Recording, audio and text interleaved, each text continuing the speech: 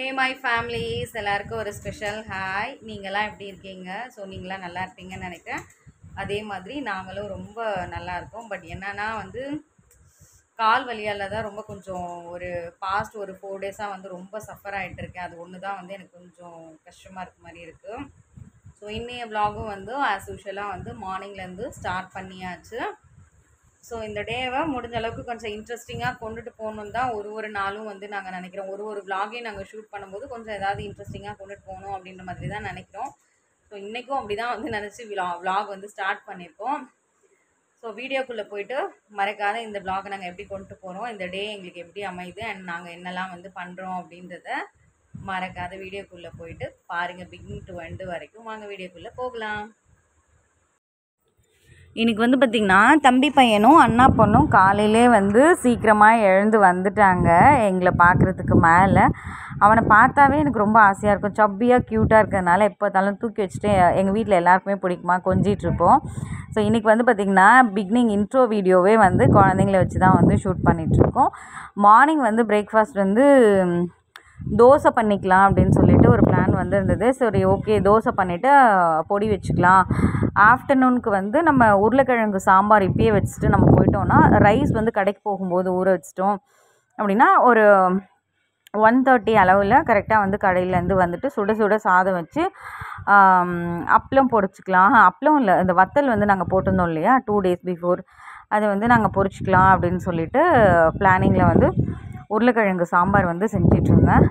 So இன்றைக்கி பார்த்திங்க அப்படின்னா பாலும் கூடவே காய்ச்சி வச்சாச்சு. ஸோ பால் யூஸ்வலாக 2 பால், இன்னைய பால் ஒன்று நாளை பால் ஒன்று, அதே மாதிரி காய்ச்சி நாளே பால் தூக்கி ஃப்ரீசரில் வச்சு அதாவது ஃப்ரிட்ஜில் வச்சுருவேன். அது பார்த்திங்கன்னா வாஷிங் மிஷினில் துணி போட்டிருந்தேன். பார்த்தா வெயில் 7:30க்கெலாம் பார்த்திங்கன்னா பயங்கரமாக இருந்தது வெயில், அந்தளவுக்கு இருந்தது. அண்ட் பார்த்திங்கன்னா கொஞ்சம் சேஞ்சஸ் எல்லாம் சேர்ந்தது. இந்த மாதிரி சேஞ்சஸ் எல்லாம் சேர்ந்துருந்தது அப்படின்னா எங்கள் குஷி பாப்பாக்காகவே வாங்கின உண்டியல் இது. அவங்கக்கிட்ட கொடுத்துட்டோன்னா அவங்க ரொம்ப ஆசையாக அதில் காயின் போட்டு போட்டு சேர்த்து வச்சிட்ருப்பாங்க. நானும் எப்போடா இந்த காயின் எல்லாம் சேர்ந்து உண்டியல் ஃபில் ஆகும், ஸோ அதுக்கப்புறம் குழந்தைக்கு பிடிச்சது ஏதாவது தேவையானது வாங்கிக்கலாம் அப்படின்னு சொல்லிட்டு ஒரு பிளானில் இருக்கேன். சீக்கிரம் ஃபில் ஆகணும்னு நானும் கடவுள்கிட்ட வேண்டிக்கிறேன். பார்க்கலாம். ஸோ இந்த ஷூட் பார்த்திங்கன்னா ஈவினிங் நான் கடையை விட்டுட்டு வந்துட்டேன். அப்போ பார்த்திங்கன்னா எங்கள் குட்டி பாப்பா பார்க்குறதுக்கே ரொம்ப க்யூட்டாக அவங்க அப்பாவுக்கு பக்கத்தில் படுத்துட்டு இருந்தாங்க. அண்ட் அவங்க பெரிய பாப்பா அவங்க அப்பா கூட உட்காந்து ஃபோனில் கேம் பார்த்துட்டு இருந்தாங்க. ஸோ வந்த உடனே ரொம்ப கசன்னு இருக்குன்னு பார்த்து அதுக்கப்புறம் தலையை கட்டியாச்சு. ஸோ நெக்ஸ்ட்டு நமக்கு வீட்டுக்கு வந்ததுக்கப்புறம் நமக்குன்னு சில வேலைகள் இருக்கும். நம்ம ஃபேமிலியோடு டைம் ஸ்பெண்ட் பண்ணால் தான் நமக்கு டே நல்லபடியாக போகும் இல்லையா அப்படின்றதுனால.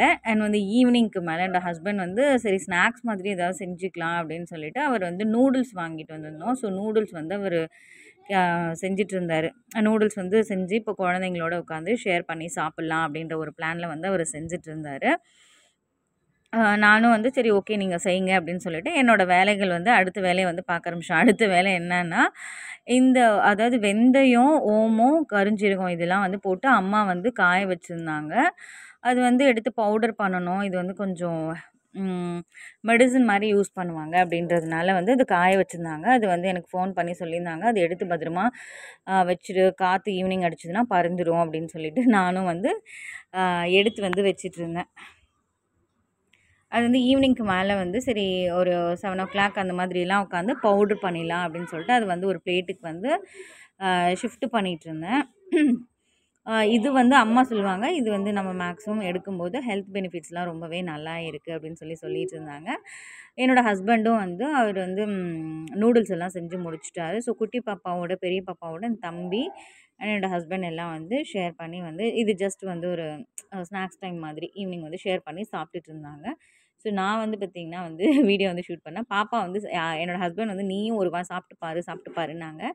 நான் இல்லைங்க எனக்கு நூடுல்ஸ்லாம் எனக்கு வெயிலுக்கு வேண்டாம், எனக்கு பழைய சாதம் தான் வேணும் அப்படின்னு சொல்லியிருந்தேன். அவர் அப்புறம் மாங்காய் மட்டும் உடைச்சி அதில் உப்பு மிளகாத்தூளும் போட்டு கொடுத்தாரு. நான் பழைய சாதம் வச்சுட்டு உப்பு மிளகாத்தூள் கடிச்சிட்டு சாப்பிட்டா ரொம்ப டேஸ்டியாக இருந்தது.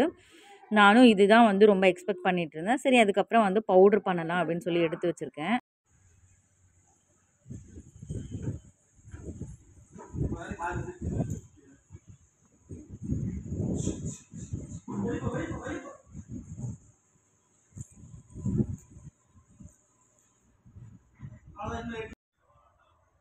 இப்போதான் வந்து பார்த்திங்கன்னா அப்படியே வந்து வெளில வந்து மெத்தைக்கு வந்து தண்ணியெல்லாம் வந்து அடித்து விட்டுருக்கோம். ஏன்னா அந்தளவுக்கு வந்து சூடு பயங்கரமாக இருக்கிறதுனால கொஞ்சம் சூடு வந்து குறையட்டும் அப்படின்ட்டு இப்போ அடித்து விட்டுருக்கோம். அதுக்கப்புறம் வந்து ஒரு 8:30க்கு அந்த மாதிரி வந்து அடித்தோன்னா இன்னும் கொஞ்சம் கூலிங்காக இருக்க மாதிரி இருக்கும்.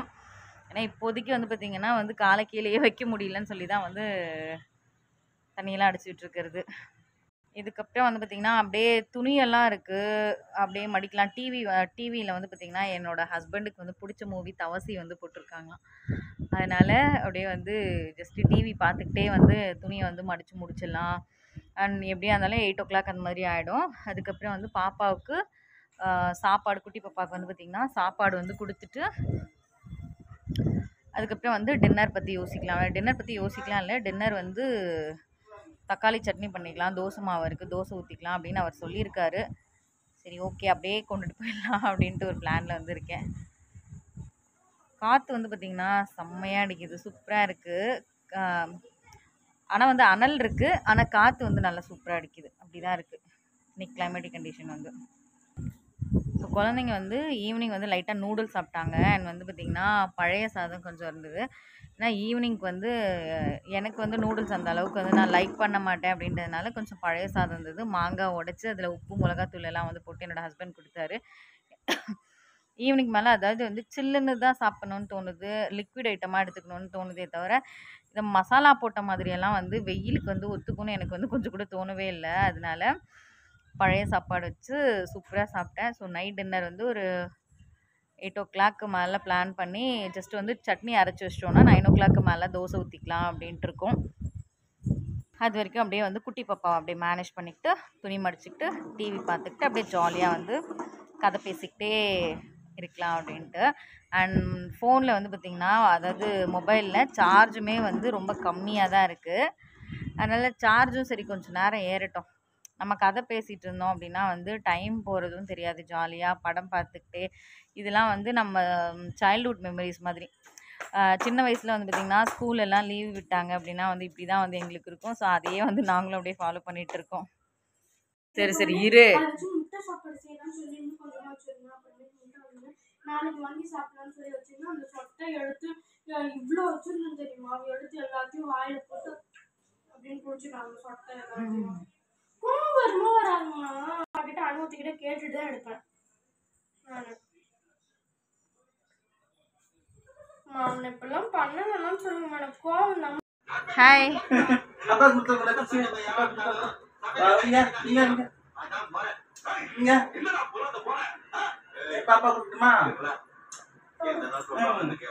லைட்டை தூக்கி போடுங்க, லைட்டை தூக்குங்க. அடிச்சு கையோடிச்சிருக்கோம் பையன். என்ன வேணும் இப்போ பொழப்பு போட்டு பொண்டாட்டி வந்து நிக்கிறாங்க. தண்ணி குடிக்கலாமா? பாப்பா தண்ணி தங்குது. கணக்கு இல்ல. அவர்கிட்ட 20,000 ரூபாய் கொடுங்க. எதுக்கு? உன் மகன் அதுக்கு தான் 20,000. குடிச்சா. பின்ன என்னடா? ஐயக்கார ஒருத்தர் காசு விட்டுறீங்க. அப்ப தண்ணி குடிக்கிறேன். சரி. யாரோ அழுக்கு துணி துவைக்காத. கோயில் அழுக்கானால வருஷத்துக்கு ஒரு தடவை தான். குடிங்க பாரு அப்பா குடிங்க. தெம்புங்க. தெம்பு.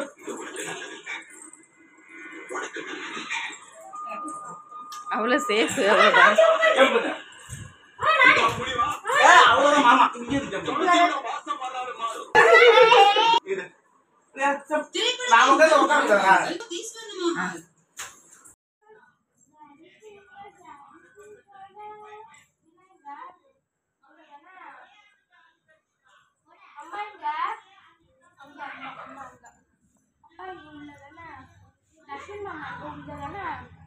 அக்கா தானே உன்னை தூக்கியிருக்கேன்.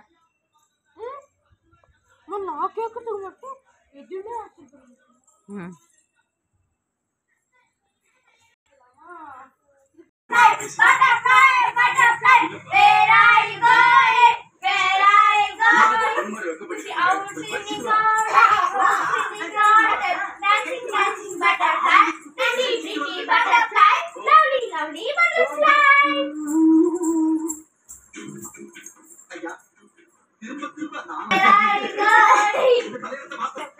அவளுக்கு நல்லா தெரியும். அக்கா என்ன குஷி அக்கா என்ன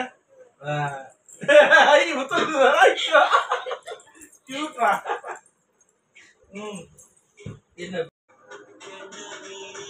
கரெக்டாக ஒரு 25 செகண்ட்ஸாவது எடுங்க, அப்போ தான் கொஞ்சமாவது மினிட்ஸ் வந்து கவர் ஆகும். என் பொண்டாட்டி என்னை விட யார்கிட்ட அழகா காட்டுவா? நான் எப்படியா இருந்தாலும் வாய்ஸ் ஓவர் தான் கொடுக்க போகிறேன்.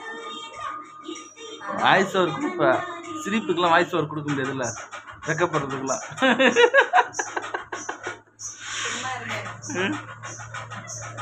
நீ சிரிக்கிறப்ப அது பல்லு தாண்டி அழகா இருக்கு.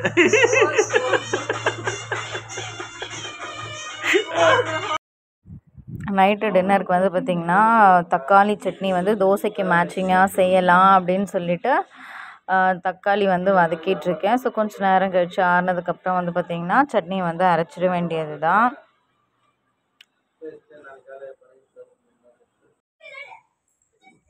ஸோ இதோட வந்து பார்த்திங்கன்னா அப்படியே எங்களோட வ்ளாகை வந்து முடிச்சுக்கலாம் அப்படின்ட்டு இருக்கோம். ஸோ நைட் டின்னருக்கு வந்து